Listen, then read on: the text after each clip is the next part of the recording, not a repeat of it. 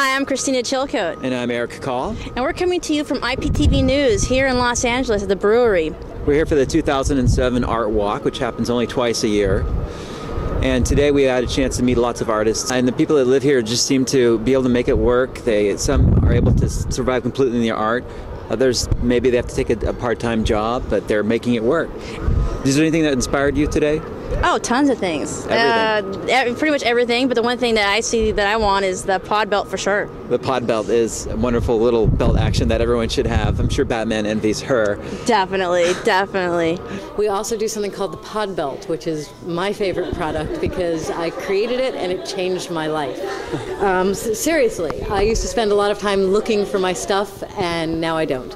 I have keys on my pull chain so I never have to take them off. I keep a pen and a lighter on there and just all my stuff in the little pouches, and it's completely modular so you can mix and match and put things together however you want.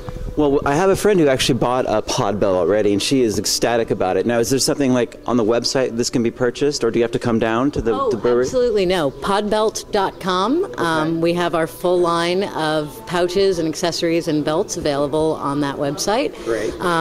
As well as being able to come down here to Art Walk, or people who are local to LA can contact us and just come down here to our workshop. So we're here with Dara Danielle, and Dara Danielle's here at the brewery. All of her work is featured here at this space. And can you tell me how long you've been here and what brought you to the brewery? Well, I've been living at the brewery for about 2.5 years, and I initially moved down here from Oregon. I was wanting to I was living in a small artist community up there, and I was wanting to be closer to a big city, and the brewery was perfect because I was really looking for, a strong, tight-knit artistic community. So I found that here for sure. How did you find out about it? Actually, I had a friend who lived here, so I had visited. Mm-hmm. So when you came, you got the feeling that it would be a place that would work for you and you'd feel comfortable here. Oh, for sure. Yeah. Definitely. What kind of people live at the brewery?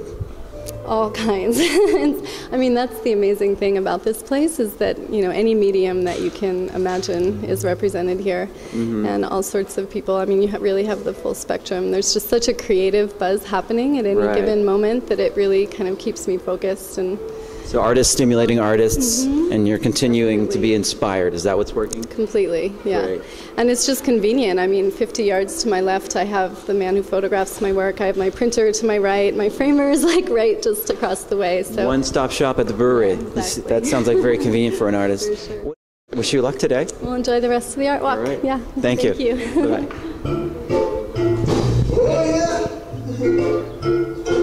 I wouldn't leave it if I could.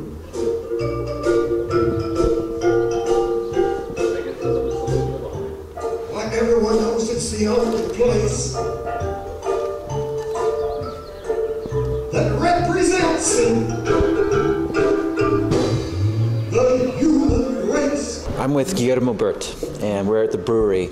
And I wanted to ask you a little bit about your barcodes. I am doing this series of the barcode that is called Branding America. Branding America. Yeah, mm-hmm. Because the original idea was to brand the concept into this media. It seems like everything has become a commodity nowadays. So, I mean, we're talking about justice or democracy. Yeah, they're exporting democracy here, but in reality, it's like becoming a commercial product that doesn't resemble what it really meant to be or the actual value of it. So I think things have been tarnished by the commercialism, the materialistic approach to this concept, Yeah. something that you can, it's like a commodity, like any other thing that you trade. And how long have you been here? Well, I've been here at the brewery for many years, like 12 years or something. 12. But I show extensively. One of these pieces with the White House and the white lies, with the barcodes. Mm-hmm. It was recently exhibited in the museum in Long Beach, and also San Diego Museum of Art exhibited some pieces a few months ago. So these pieces have been very well received, even though that they are with a political angle to it. But the climate is such that is being We're ready for that. Is that correct? Right, definitely. I'm glad to hear that. I've been here at the brewery about 8 years, and went to an art walk like today and realized I had to be here because it's just such a great community, such a great opportunity. I work in linoleum block prints, reduction lino cuts, more specifically, which is a medium that's just not out there very much. Picasso did a big series in the 50s, but it's such a different medium that in a gallery setting you don't always get to be talking about your work and describing the process. Exactly. And so with this, I have thousands of people come through and I can have my process set up and be talking about my process. And you know, twice a year I just open my doors and have an opening, you know. Hi, this is Christina Chilcutt coming to you from the brewery, and I am here with Lance Anderson. That is correct. Now, Lance, tell me a little bit about what you do. This is the LA Podcaster Studio 1. We use this studio to record audio podcasts, and we've shot some videos here too.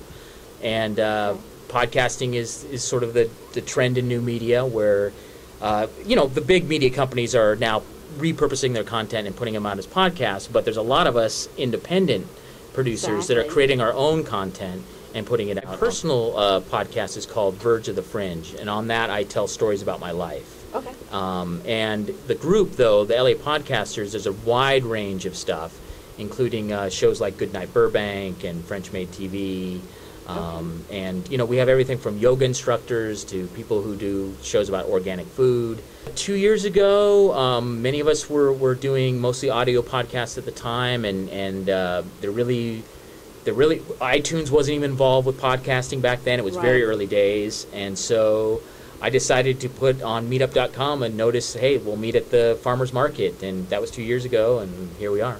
We produce podcasting events as well, and we're very tied in with the podcast and portable media, or actually they're calling it the Podcast and New Media Expo in Ontario, California in September. So we're putting on a little video festival there, we do live recordings on the floor of the show, and we're always doing new things. We're doing live shows. One of the guys that does a show called the Hollywood Podcast, he does live shows, and we're working with him to do stuff. So now, if someone wanted to go check out your podcast, where exactly would they go? Would they go to the iTunes, or do you guys have more or less a website? They could go.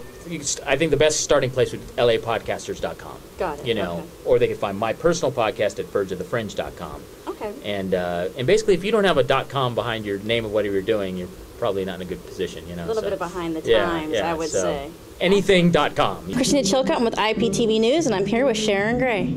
Sharon, now tell me a little bit more about your theater house that you have. Well, this is Playhouse Theater Players, and we were founded in 1991. We actually specialize in the golden age of radio. Okay. There was a bunch of volunteer actors, professional actors that came together, and we decided to go back to the 1940s and do that kind of show.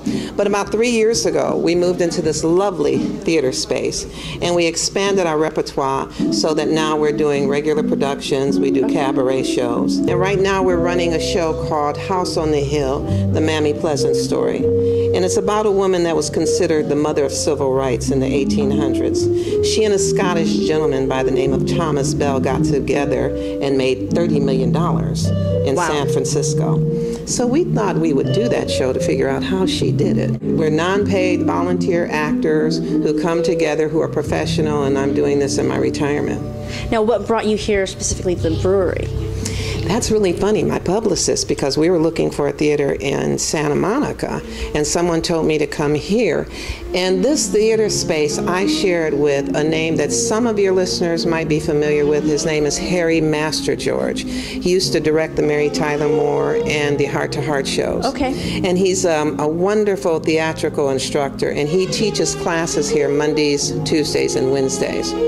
And we have it as a working theater Thursday, Friday, Saturdays, and Sundays. Oh, excellent. Awesome. Well, you heard it here first. Thank you so much. Thank you. Thank you for stopping by. Oh, definitely.